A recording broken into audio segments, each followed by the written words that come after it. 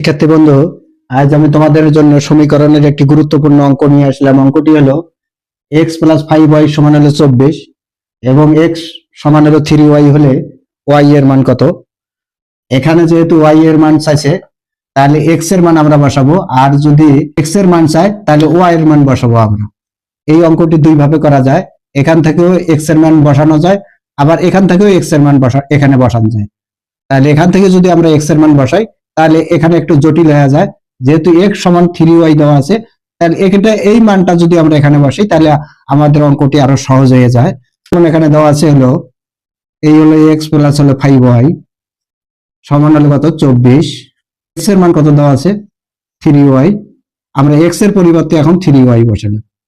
Plus হলো কত 5y সমান হলো কত 24, 3 আর হলো 5 হলো 8, তার মানে হলো 8y সমান হলো কত 24। অতএব ওয়াই সমান কত, এই হলো 24 ভাগ হলো কত 8, 3 আসলে কত 24, তার মানে ওয়ার মান আমরা কত পেলাম 3। তাহলে হলো বি নম্বর অ্যান্সার। আবার এখানে দেখেন এক্স প্লাস 5y সমান হলো 16 এবং এক্স সমান 3y হয়, তাহলে ওয়াই এর মান কত। তাহলে ওয়াই এর মান যেহেতু চাইছে তাহলে এক্স এর মান আমরা বসাবো। যেহেতু এক্স এর মান সরাসরি 3y দেওয়াই আছে, তাহলে এই মানটাই আমরা এখানে বসাবো। তাহলে আমাদের অনেক সুবিধা হয়।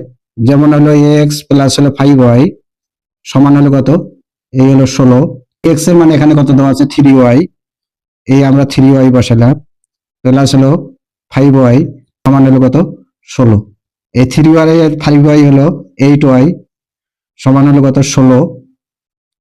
অতএব y সমান কত, এই হলো 16 ভাগ হলো 8, 8 দুগুণ কত 16, তার মানে হলো 2 অ্যান্সার।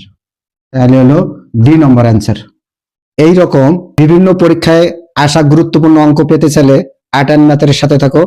লাইক শেয়ার ফলো দিয়ে সদা সর্বদা থাকো ভালো। সবাইকে ধন্যবাদ।